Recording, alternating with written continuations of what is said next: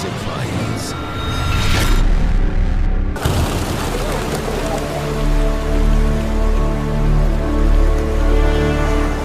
इंसान की पहली पहचान उसकी शक्ल सूरत से होती है। आवाज और अंदाज से भी लोग पहचान लिए जाते हैं, लेकिन हर बार ऐसा नहीं होता।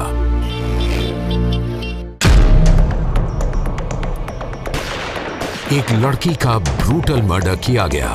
हत्यारा सबके सामने था, फिर भी उसे कोई पहचान नहीं पाया। आज आप देखेंगे कागज पर लिखे अक्षरों से कैसे एक इंसान की दिमागी हालत को पढ़ लिया गया और किस तरह हाथों की लिखावट ने हत्यारे का पता बता दिया। कहते हैं सच सिर्फ वो नहीं होता जो दिखता है। इस केस में यही साबित होने वाला था। ओपन और शट दिखने वाला ये केस बेहद पेचीदा होने जा रहा था।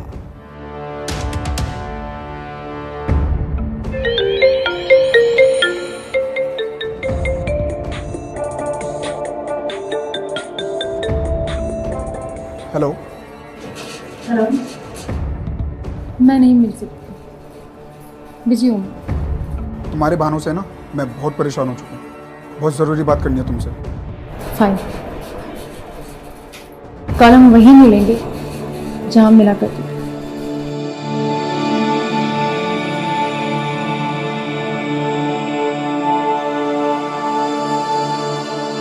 कहाँ हो तुम? अरे मैं यहाँ पे आ चुकी हूँ।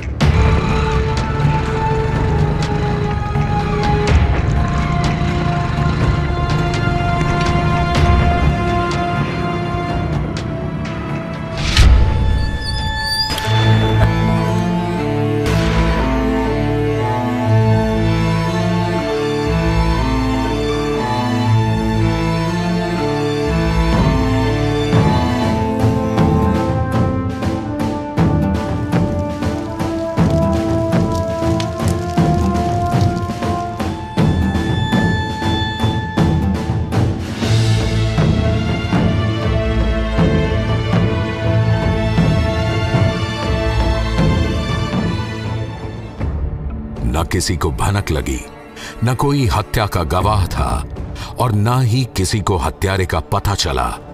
उस लड़की को गोली मारी गई थी, फिर उसकी बॉडी को जलाया गया। दुश्मन कोई ऐसा था जो उस लड़की का नामो निशान मिटा देना चाहता था। ये तो पक्का है कि ये है कहीं आसपास की। सर, इसे पहचान पाना बहुत मुश्किल है। क्या क्या मिला यहाँ से? पुलिस की जांच शुरू ही हुई थी कि अगले ही रोज इलाके का एक परिवार थाने पहुंचा। वो अपनी लापता बेटी की तलाश में था। हमारी बेटी लापता हो गई है। कई जगह पर उसे खोजा, पर उसके बारे में हमें कोई जानकारी नहीं मिली। साहब, मेरी बच्ची का कुछ पता नहीं चल रहा। कब से लापता है? आज 2 दिन हो गए सर। मलिक। जी सर। वो नदी के पास वाला जो लड़की का केस था ना, जी सर। उसकी फाइल और उसका सारा सामान लेके मेरे साथ चलो। पुलिस थाने पहुंचे माता पिता को लेकर उसी जगह पहुंची जहां एक लड़की की हत्या की गई थी। उसे जलाया गया था। लड़की की जली हुई बॉडी से उसे पहचान पाना मुश्किल था। आप हमसे क्या पहचान करवाना चाहते हैं? आप हमें ये लाए क्यों हैं? देखिए, आपकी बेटी लापता है। आपने कंप्लेंट भी की थी और कल हमें इसी जगह पर एक लड़की की बॉडी भी मिली जिसका मर्डर हुआ है। तो बस यही दिखाना था आपको। इसी जगह से हमें एक ब्रेसलेट और एक अंगूठी भी मिली। बस वही दिखाने हैं आपको, ताकि आप उनकी पहचान कर सकें या बता सकें कहीं वो आपकी बेटी की तो नहीं।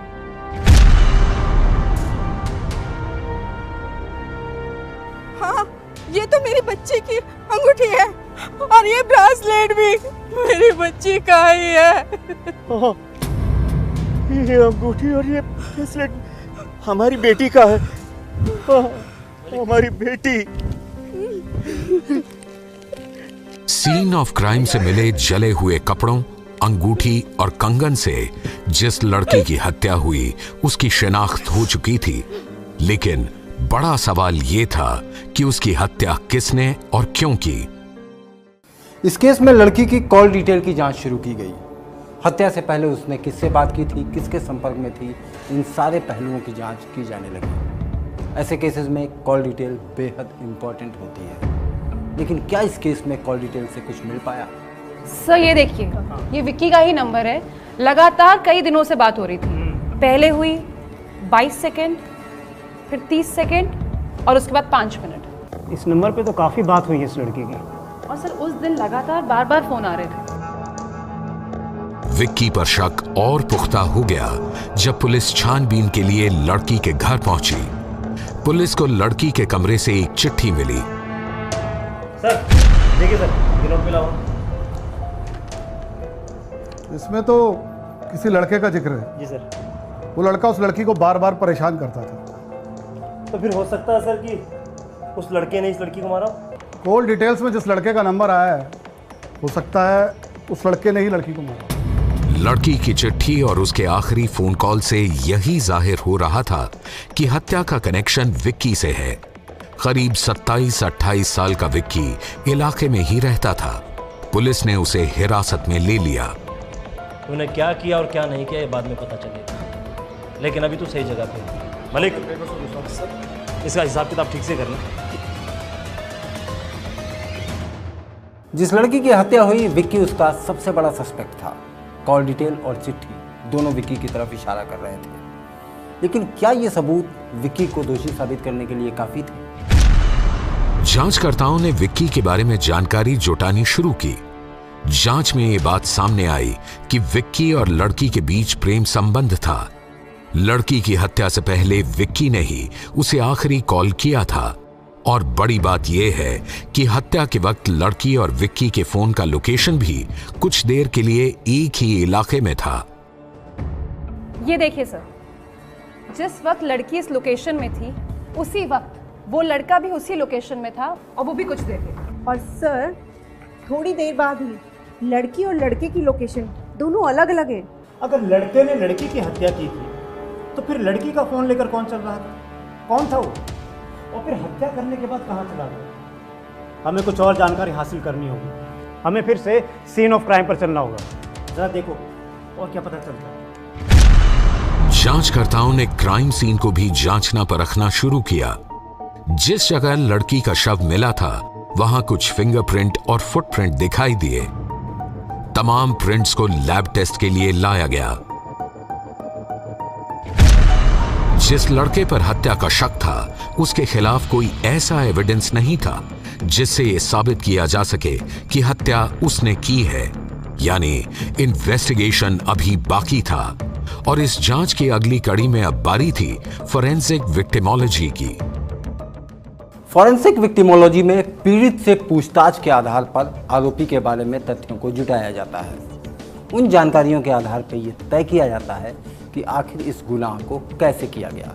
जांचकर्ता अब यही करने जा रहे हैं। देखिए, हम समझ सकते हैं कि बेटे को खोने के बाद आप पर क्या बीत रही होगी। हम गुनहगार को पकड़ने की पूरी कोशिश कर रहे हैं, बस आप हमारी मदद कीजिए। हमारे कुछ डाउट्स और क्वेश्चन हैं जिनका जवाब आपको देना होगा। जी हाँ, मैं अपनी बेटी के लिए कुछ भी कर सकता हूँ। एक बात बताइए, आपकी बेटी कब से परेशान थी? जी वो कुछ बताया उसने? जी नहीं, उसने कुछ नहीं बताया। हमें तो उसकी चिट्ठी से पता चला जो आपके पास है। उसमें लिखा भी है कि वो परेशान है। आपकी बेटी जब गायब हुई थी, आपको तब भी किसी पर शक नहीं हुआ? जी मैं किस पर शक करता? आप विक्की को जानते हैं? जी नहीं। लेकिन विक्की कह रहा है कि वो आपको जानता है। मतलब वो जो कहे उस पर आपको यकीन है और मेरी बातों पर आपको बिल्कुल भरोसा नहीं? आप इतना गुस्सा क्यों कर रहे हैं? अब गुस्सा ना करूं तो क्या करूं? वो विक्की मेरी बेटी का हत्यारा है। बेटी ने जो चिट्ठी लिखी है उसमें लिखा भी है, उस पर तो आपको यकीन नहीं। आपको विक्की लड़का कैसा लगता था? मैं जब उसे जानता ही नहीं था तो मैं कैसे कह दूं कि वो कैसा लगता था? आपके अपनी बेटी के साथ कैसे ताल्लुकात थे? मेरे ताल्लुकात बेटी के साथ बिल्कुल ठीक थे। ठीक है, आप अभी जा सकते हैं। दोबारा जरूरत होगी तो आपको बुला लें। फोरेंसिक विक्टिमोलॉजी में जांचकर्ताओं ने लड़की के पिता से कई तरह के सवाल किए। इस पूछताछ में उन्हें जो जानकारी मिली वो नए सवाल खड़े कर रही थी।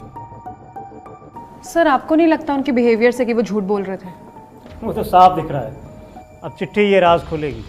सर, मुझे लगता है हम सच के बहुत नजदीक होते जा रहे हैं। एकदम सही कहा। फॉरेंसिक विक्टिमोलॉजी के नतीजे आने के बाद जांच का रुख पूरी तरह से मुड़ गया। अब परिवार भी शक के दायरे में था। जांचकर्ता एक बार फिर पीड़िता के घर जाने का फैसला कर रहे थे। जांचकर्ता लड़की के कमरे और अलमारी में रखी उसकी सारी डायरी, कॉपी और पेन लैब में ले आए। यहां से अब एक खास तरह की छानबीन शुरू होने वाली थी। ये चिट्ठी जी सर, लड़की के कमरे से मिली और इसके बारे में बताया गया है कि इसे लड़की ने ही लिखा है। यस सर, और लड़की ने चिट्ठी में ये भी लिखा है कि उसे विक्की नाम के लड़के से काफी परेशानी थी। मतलब ये कि हमें पहले चेक करना होगा कि इस चिट्ठी की राइटिंग और लड़की की हैंडराइटिंग सेम है कि नहीं, तभी हम जांच में आगे बढ़ सकेंगे।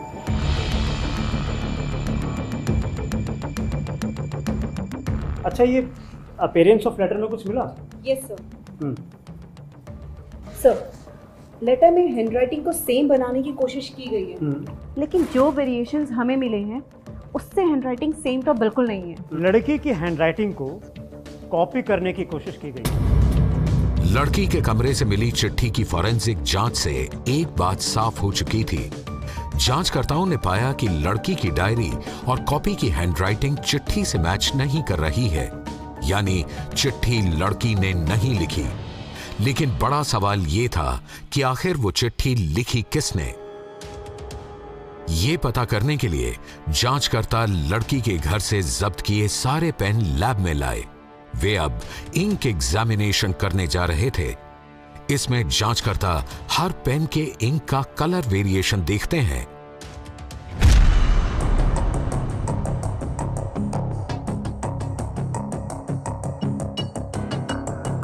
सर, ये देखिए, लड़की के पास से जितने भी पेन बरामद हुए हैं उसमें से किसी की भी इंक मैच नहीं कर रही है। दोनों में कलर वेरिएशन आ रहा है।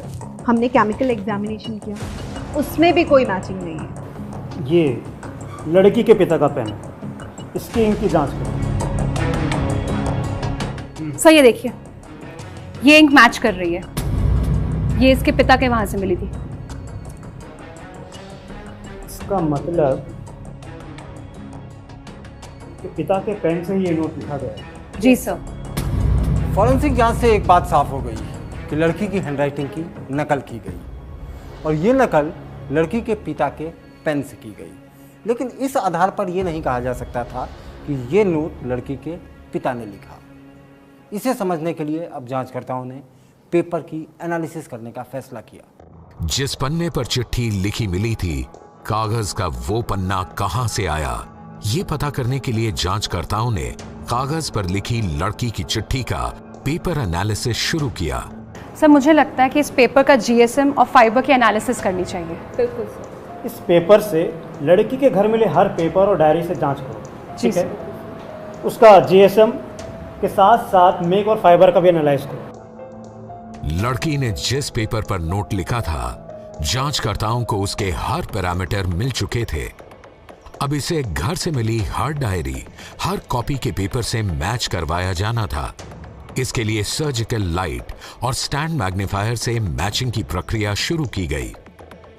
इस डायरी के पेज के फाइबर इस पेज के फाइबर से मैच कर रहे हैं। एक सवाल ये भी खड़ा हो सकता है कि इस डायरी के जैसी बाजार में ना जाने कितनी डायरियां होंगी। हो सकता है विक्टिम ने किसी और डायरी का पेज लिया हो। और जो इस पेज का डायमेंशन है, एग्जैक्टली इस नोट का भी वही डायमेंशन है। मतलब ये कि पिता की भूमिका कहीं ना कहीं संदिग्ध है। फॉरेंसिक जांच से तस्वीर धीरे धीरे साफ होती जा रही थी। जो नोट सामने आया था, उसका पेपर और पेन दोनों ही लड़की के पिता के थे।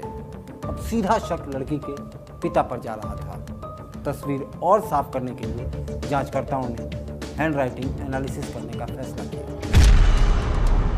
चिट्ठी की लिखावट लड़की के पिता की है या नहीं, ये पता करने के लिए जांचकर्ताओं ने पिता की हैंडराइटिंग और चिट्ठी की हैंडराइटिंग मैच करवाने की प्रक्रिया शुरू की। ये जानने की कोशिश की जा रही थी कि पेन का पेपर पर कितना प्रेशर रहा होगा। पेन का मूवमेंट कलाई से हो रहा है या उंगलियों से, और पिता और बेटी के राइटिंग पैरामीटर क्या थे, इन सारी चीजों का मिलान किया जाना बाकी था। हैंडराइटिंग को सेम बनाने की कोशिश की गई है, लेकिन जो वेरिएशंस हमें मिले हैं उससे हैंडराइटिंग सेम तो बिल्कुल नहीं है। सर मैं आपको समझाती हूँ। ये लड़की का लेटर है। अगर मैं इसको जूम करूँ तो देखिए सर, काफ़ी इरेगुलर पैटर्न है। जैसे कि अगर हम टंग को ही देख लें तो जो त वर्ड लिखा है, इसके काफ़ी कर्व जो है बहुत इरेगुलर है और काफ़ी स्ट्रोक्स हैं उसके बीच में। जब हम नॉर्मली लिखते हैं तो ऐसे नहीं लिखते। और अगर आप ग को देखें, यहाँ पे प्रेशर रिलीज किया गया है अननेसेसरीली। ऐसा हम कभी नहीं लिखते हैं नॉर्मल लाइफ में। ये देखिए सर, यहाँ पे इंक रिलीज हुई है, ऊ के स्टार्टिंग में भी और ऊ के एंड में भी। यहाँ पे इरेगुलर है, यहाँ पे कर्व अननेसेसरी बना है जो नॉर्मली नहीं बनता है। अगर आप और वर्ड्स को देखें सर, अगर मैं इसको जूम कर दूँ, त पे देखिए आप, देख रहे हैं सर, यहाँ पे फिर से इंक रिलीज हुई है। अगर आप ऐसे नॉर्मली लिखेंगे तो सीधा फ्लो रहेगा, वो एक कांस्टेंट फ्लो रहेगा, इतना इरेगुलर फ्लो कभी भी नहीं रहेगा। ये देखिए सर, ये कुछ सैंपल्स हैं जो हमने उसकी डायरी से कलेक्ट किए हैं, जिसमें कि हैंडराइटिंग सेम मैच हो रही है। इसमें आप पैटर्न्स देखिए, कर्व्स देखिए जो कि सेम हैं, और हमने बाकी सैंपल्स भी जो उनके क्लास कैरेक्टरिस्टिक्स थे उनके हैंडराइटिंग के, वो भी सारे मैच हो रहे हैं लड़की के पिता से। पेन के इंक, पेपर और हैंडराइटिंग की फॉरेंसिक जांच में ये बात शीशे की तरह साफ हो गई कि जिस चिट्ठी को लड़की का लिखा बताया जा रहा था, वो चिट्ठी दरअसल लड़की के पिता ने लिखी थी। इस जांच के आधार पर अब लड़की की हत्या के केस में उसके पिता ही फंस चुके थे। इन्वेस्टिगेशन को आगे बढ़ाया गया तो ये पता चला कि जिस जगह लड़की की हत्या हुई, वहां मिले फुटप्रिंट लड़की के पिता और उसके भाई से मैच कर रहे हैं। सर ये देखिए, लोकेशन ये बताता है कि घटना के वक्त लड़की और उसका बॉयफ्रेंड जरूर मिले थे, लेकिन इसमें भी एक ट्विस्ट है सर।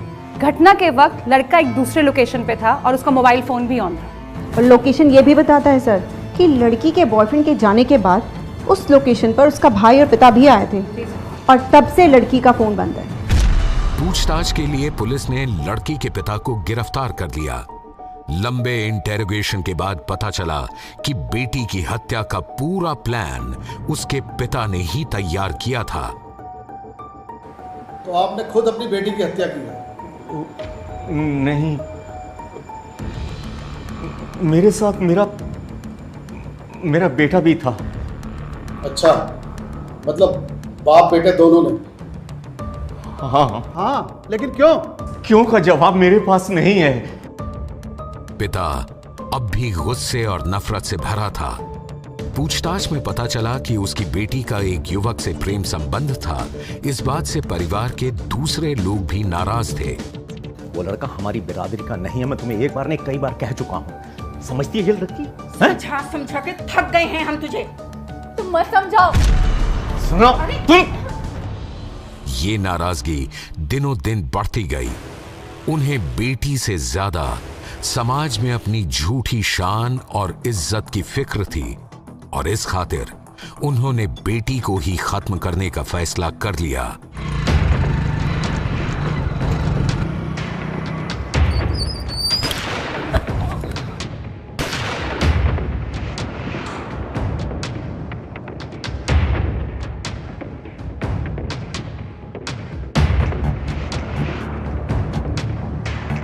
साजिश पिता ने रची और उसमें भाई भी शामिल था।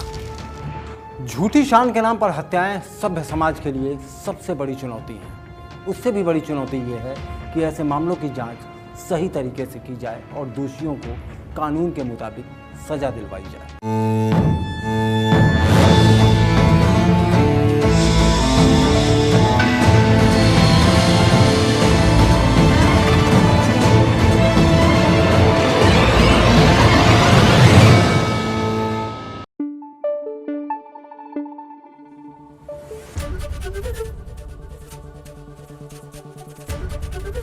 एबीपी न्यूज आपको रखे आगे।